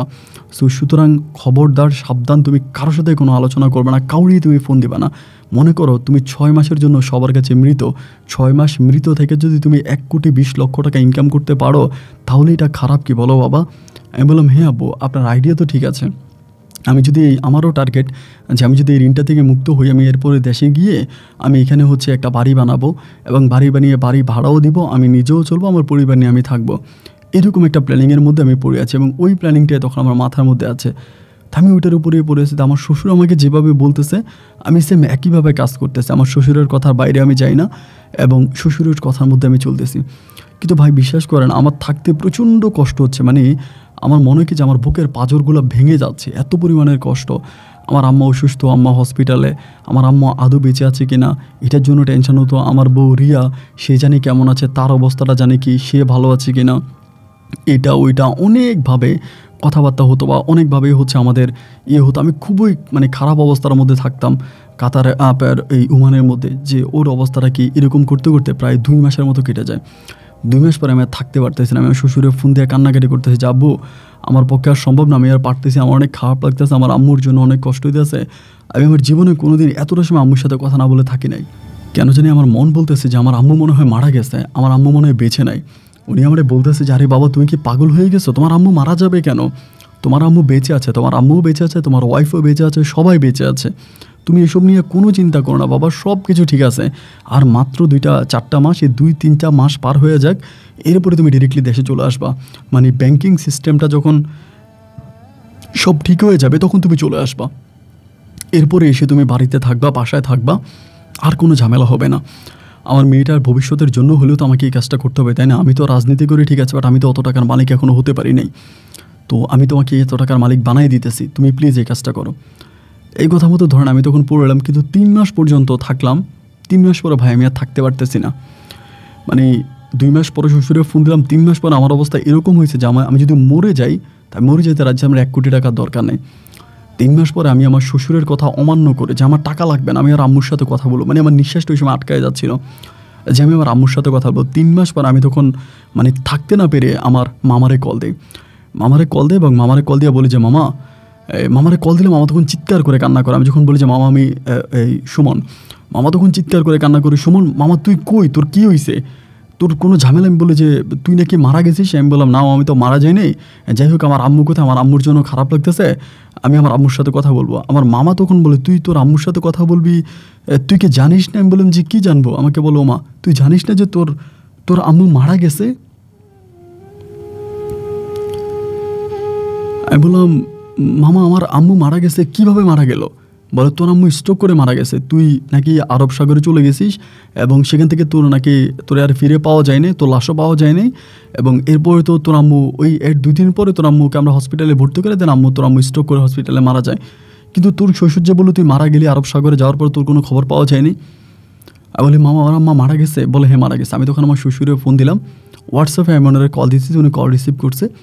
আমি বললাম যাবো আমার আম্মু মারা গেছে? উনি বলে না, কে বললো তোমার আম্মু মারা গেছে? তখন আমি আমার নিজের রাগ সামলায় রাখতে পারি নাই, মুখ থেকে যেমন করে আসছে আমি তেমন করে ওনারে গালাগালি করি। এবং হুড়দম গালাগালি করেছে, তোরা আমি এই করব সেই করব, প্রচুর রকম গালাগালি করে। গালাগালির একটা পর্যায়ে তখন ফোন লাইন কেটে দেয়। আমি তখন ওই সময়ে আপনার টিকিট কাটে আমি বাংলাদেশে চলে যাব। আমি ডিরেক্টলি তখন বাংলাদেশে আসি এবং আসার পরে আমি আমার মামার কাছে যাই। মামার কাছে গিয়ে কান্নাকাটি করি। মামা আমাকে আমার আম্মুর কবরের কাছে নিয়ে যায়। আমি আমার আম্মুর কবরে শুয়ে শুয়ে চিৎকার করে কাঁদি এবং কাঁদতে কাঁদতে আমি আমার আম্মুর কবরে অজ্ঞান হয়ে যাই। জ্ঞান ফেরার পরে আমি তখন আমার নানু বাড়িতে আমি আমার নানুরে জিজ্ঞেস করি, আমার মামারে জিজ্ঞেস করি যে মামা আমার ওয়াইফ কোথায়, রিয়া কোথায়?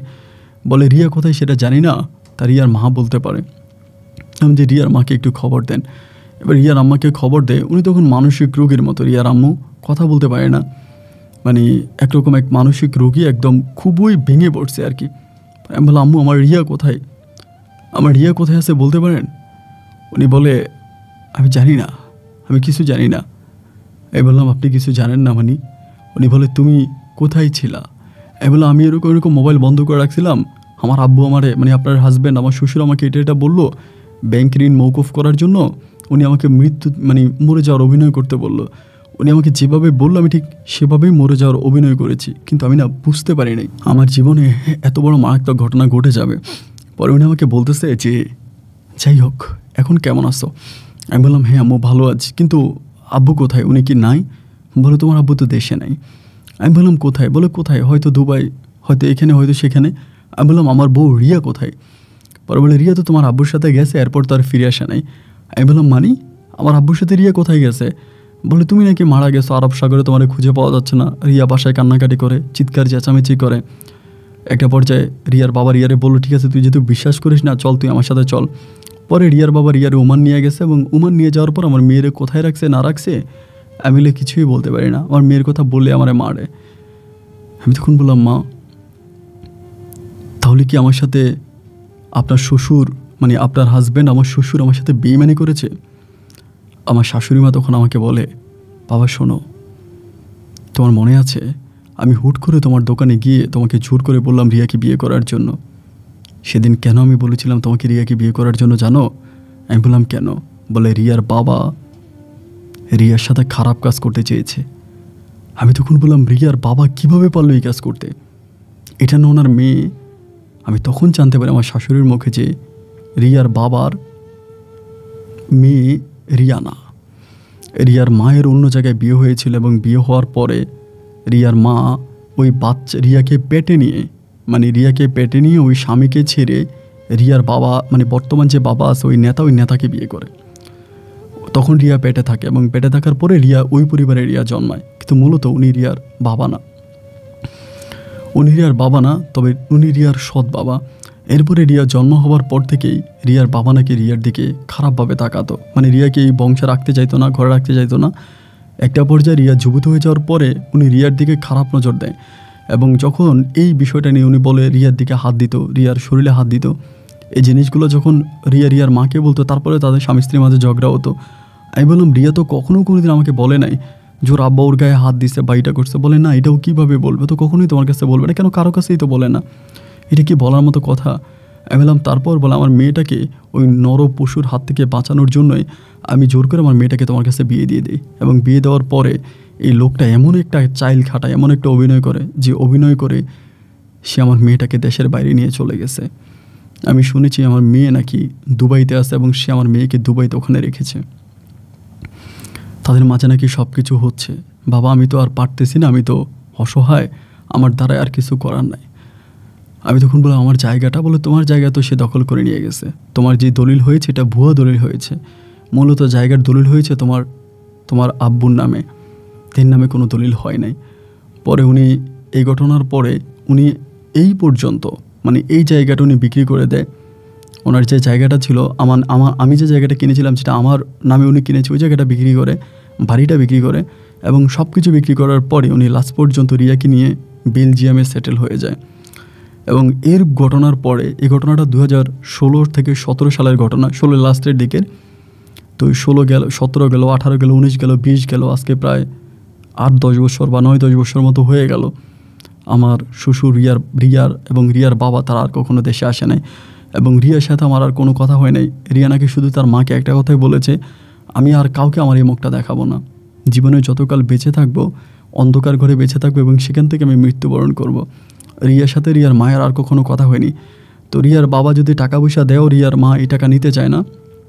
শেষ পর্যন্ত রিয়ার যে ছোট বোন ছিল, ভাই ছিল, আমি তাদের দায়িত্ব নিয়েছি এবং আমার আম্মু মারা গেছে। রিয়ার আম্মু এনে কোনো অসুস্থ। রিয়ার ভাই বোনগুলো আমার ভাই বোনের মতোই আছে। আমি এখন একটা জব করি এবং তাদেরকে মানুষের মতো মানুষ করে গড়ে তুলেছি এবং শেষেও আমার নানার কিছু সম্পদ আমার মামারা পুনরায় আমাকে আবারও দিয়েছে। তাদের কাছ থেকে ওইখানে আমি ব্যবসা বাণিজ্য করে মোটামুটি এখন ভালো আছি। আমি একুল উকুল সবকুল হারিয়েছি। দুঃখ শুধু একটাই যে আমার আর এই জীবনে কখনো রিয়ার সাথে দেখা হইল না। আমি 2019 সালে একবার বেলজিয়ামে পর্যন্ত গিয়েছিলাম যে রিয়াকে খোঁজার জন্য, যে আসলে কোথায় আছে। একটা ঠিকানা পেয়েছিলাম, সেই ঠিকানা অনুযায়ী কিন্তু সেখানে রিয়াকে পাই নাই। কেউ কেউ আমাকে বলে যে রিয়া ইচ্ছে করে ওর বাবার সাথে সংসার করে যাচ্ছে, যদি এটা না করতো তাহলে তো রিয়া চলে আসতো দেশে। রিয়া তো দেশে আসে না। অবশ্যই তার বাবার প্রতি তার দুর্বলতা আছে, তা না হলে সে থাকতেছে কেন। তো 20 সালের করোনা ভাইরাসে রিয়ার আম্মুও মারা যায় এবং আজ থেকে রিয়ার ভাই বোনগুলো আমার ভাই বোনের মতো। আমি এখনও বিয়ে করে নেই। আমি ওদেরকে নিয়ে রাজধানী ঢাকার বুকে কোনো এক নিজের বাসায় অনেক ভালো আছি। এখন ভাই আপনার গল্পগুলো শুনে ভালো লাগে। মাঝে মাঝে রাতের বেলায় চোখের পানি ধরে রাখতে পারি না, চিৎকার করে কাঁদি, আসমানের দিকে তাকিয়ে চোখের পানি জড়ায় এবং সেখান থেকে আপনার গল্পগুলো শুনে মনে হয় দুঃখী মানুষ শুধু আমি নয়, আমাদের এই সমাজে আমার মতো দুঃখী মানুষ অনেকেই আছে। তো যার জন্য আপনাকে আমার কথাগুলো বলা। আমি রাজনৈতিকভাবে অনেক সমস্যার মধ্যে ছিলাম। সরকার পতনের আগ পর্যন্ত আমি খুব বিপদেই ছিলাম। আমাকে বিভিন্ন ধরনের হুমকি দুমকি দেওয়া হতো, আমাকে মেরে ফেলবে, এই করবে, সেই করবে, কিন্তু এখন অনেকটাই ভালো আছি। আপনার জন্য দোয়া এবং ভালোবাসা রইল। ভালো থাকবেন। আসসালামু আলাইকুম।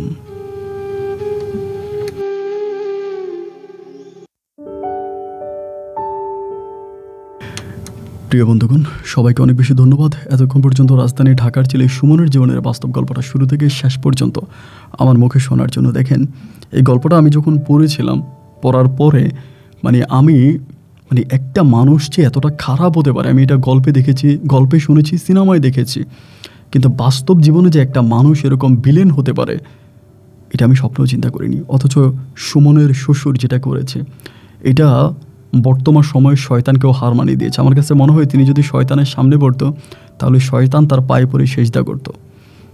সত্যি এমন এক মানুষরূপী শয়তান তিনি ছিলেন। একইভাবে এক ঢিলে তিনি কয়েক পাখি মেরেছে। সুমনের জায়গাটা হাসিল করেছে, সুমনের ওয়াইফকে হাসিল করেছে এবং একইভাবে সুমনের ওয়াইফকে নিয়ে দেশ থেকে পালিয়েও গিয়েছে। যদিও এটা তার বাবা না, এই রিয়ার বাবা ছিল না, কিন্তু সৎ বাবা তো ছিল। সৎ বাবা মানেই তো বাবা। উনি এই কাজটা যেভাবে করেছে এটা আসলে মেনে নেওয়ার মতো না। কী আর বলবো ভাই, দেখেন, হিন্দু গরুর মাংস খায় না, মুসলিম শুয়োরের মাংস খায় না, কিন্তু নারীর মাংস, হিন্দু নারীর মাংস মুসলিমরা খায়, আবার মুসলিম নারীর মাংস হিন্দুরা খায়। ওই সাদা মাংসের উপরে কারো অভিরুচি আসে না, কোনো ধর্মের বাধাও থাকে না। যাই হোক, খুব খারাপ লাগছে। সামনের দিকে না যাই। সবাই ভালো থাকবেন, সুস্থ থাকবেন, এই শুভকামনা। আজকের মধ্যে এখানে বিদায়। দেখা হবে অন্যদিন অন্য কারো বাস্তব জীবনের গল্প নিয়ে। আল্লাহ হাফেজ অ্যান্ড আসসালামু আলাইকুম।